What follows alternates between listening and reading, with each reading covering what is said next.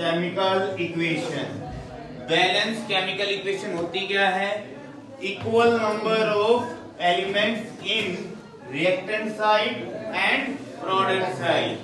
जब reactant side and product side equal number of elements होते हैं उन्हें हम क्या बोलते हैं? Balance chemical equation. मैंने आपको बताया था कि अगर रिएक्टेंट साइड कौन सी होती है और प्रोडक्ट साइड कौन सी होती है, एक एरो हेड होता है, एरो हेड के अंदर जो टेल वाली साइड होती है, टेल वाली साइड जो हमारे पास टेल वाली साइड होती है उसे क्या बोलते हैं? रिएक्टेंट। और जो हेड वाली साइड होती है उसे क्या बोलते हैं? प्रोडक्ट। इसी तरह से हमारे पास एक इक्वेशन दी हुई है, हमें उसको बैलेंस करना है। सबसे पहले तो आप एक एक्टिविटी के द्वारा समझें कि बैलेंसिंग का मतलब ही क्या होता है। मान लो हमारे पास एक बैलेंस वाला झूला है, देखा होगा ना बैलेंस वाला झूला। अब मैंने क्या किया, उस बैलेंस वाले झूले पे जैसे मान लीजिए एक डस्टर एक बैलेंसिंग झूला है, ठीक है।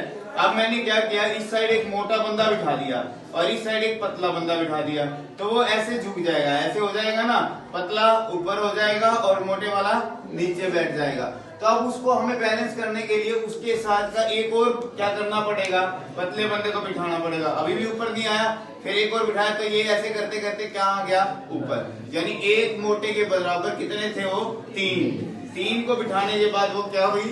बैलेंसिंग हुई। क्या हो गई हमारे पास? बैलेंसिंग। इसी प्रकार से हमारे पास एलिमेंट्स की भी बैलेंसिंग है। कैसे है वो देखो। अब एलिमेंट्स में मान लीजिए हमारे पास यही चीज है, ठीक है। ये यहाँ पे टेल है, इस साइड टेल है और इस साइड क्या है हमारे पास? हेड। तो हेड टेल वाली साइड तो क्या हो गया? रिएक्टेंट। और इस साइड क्या हो गया? प्रोडक्ट। जितने भी एलिमेंट्स हमारे पास रिएक्टेंट साइड में है और जितने भी एलिमेंट्स हमारे पास प्रोडक्ट साइड में है, हर एक के नंबरिंग क्या होनी चाहिए? बराबर होनी चाहिए। तो जब बराबर होंगे, इक्वल होंगे, तो वो क्या हो जाएगी? बैलेंस होगी। अब मैं एक एग्जांपल के द्वारा आपको बताता हूँ मैं किस प्रकार से हम इसको बैलेंस कर सकते हैं। मान लीजिए मैंने अब यहाँ पे एक इक्वेशन ले रखी है जिसका हम बोलते हैं एक बार क्या है, HNO3 plus CaOH twice CaNO3 twice plus H2O। हमने इनको दो भागों में बांट लिया। इस साइड वाले को तो क्या बोलते हैं? Left hand side. इस वाले को क्या बोलते हैं? Right hand side. अब इस साइड में हर एक एलिमेंट्स को काउंट करेंगे। हाइड्रोजन इधर कितने थे? यहाँ 1 और ये 2। एक और बता दूं, इस ब्रैकेट के अंदर जितने भी एलिमेंट यहाँ पर लिखे होंगे वो उन दोनों के होंगे। जैसे यहाँ पे 2 है, ये 2 ऑक्सीजन के भी है और 2 ये हाइड्रोजन के भी है। 2 प्लस 1 कितने हो गए? 3। यहाँ पर हमने लिख दिया 3। अब नाइट्रोजन की बारी आई। नाइट्रोजन यहाँ पे कितने हैं? 1। और तो नहीं है इस साइड, तो यहाँ नाइट्रोजन की संख्या कितनी है? 1। ऑक्सीजन यहाँ कितने हैं? 3 प्लस यहाँ पे कितने थे? 2। 3 और 2 कितने हो गए? 5। ये ऑक्सीजन हो गए यहाँ पे 5। और यहाँ पे कैल्शियम कितने हैं? 1। कैल्शियम क्या 1 है? इस साइड की साइड, लेफ्ट हैंड साइड। अब बात आती है यहाँ पे राइट हैंड साइड के अंदर। यहाँ पे कैल्शियम कितने हैं? 1। नाइट्रोजन कितने हैं? मैंने बोला ब्रैकेट के अंदर जितने नंबर यहाँ पे लिखे होंगे वो दोनों के होंगे। ये नाइट्रोजन के भी हैं और ये ऑक्सीजन के भी। तो नाइट्रोजन की संख्या यहाँ कितनी है? 2। उसी प्रकार से ऑक्सीजन कितने हैं? 2 3 जा 6 और एक यहाँ पे कितने हो गए? 7। हाइड्रोजन यहाँ कितने हैं? 2। अब आप दोनों साइड से देख पा रहे हो कि इनमें एलिमेंट्स की संख्या बराबर नहीं है।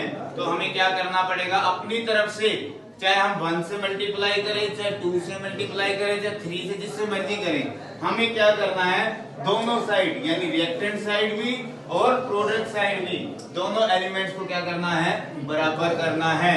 तो वही बात आ गई, इस साइड जब मोटा बंदा बैठा है और इस साइड एक पतला बैठा है तो 2-3 पतले बिठा के उसको बराबर करना होगा। तो अब यहाँ देखते हैं हम कैसे करेंगे। और एक और बात मोस्ट इंपोर्टेंट ये है, जब आप किसी भी नंबरिंग से मल्टीप्लाई करो तो कभी भी एलिमेंट्स के पैरों के अंदर उनके नंबर नहीं निकालेंगे। नीचे फुट है ना, फुट है, यहाँ पे ना तो 2 3 4 कुछ नहीं लिखोगे बैलेंसिंग करते समय। जब कभी भी आपको बैलेंस करना है तो उसके लिए आपको यहाँ फ्रंट पे वो लगाओगे, वो फ्रंट वाला नंबर इसका भी होगा, इसका भी होगा, इसका, यानी हर एक एलिमेंट्स का वो नंबर आगे लिखा जाएगा। क्लियर?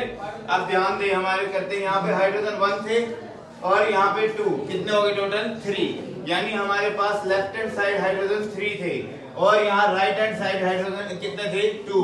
मैंने यहाँ पे क्या किया, यहाँ पे 2 था, यहाँ से 2 से मल्टीप्लाई कर दिया फ्रंट पे।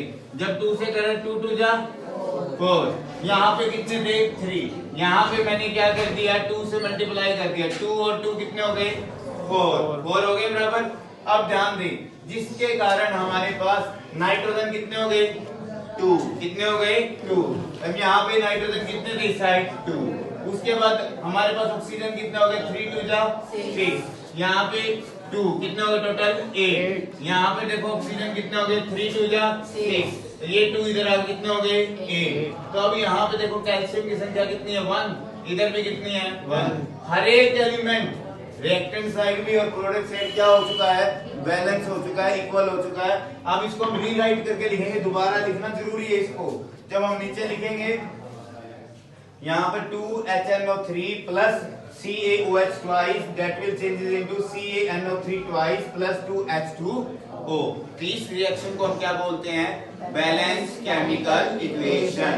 फिर मैं बोलता हूँ बैलेंस केमिकल इक्वेशन क्या होती है equal number of elements in reactant side and product side is called balanced chemical equation।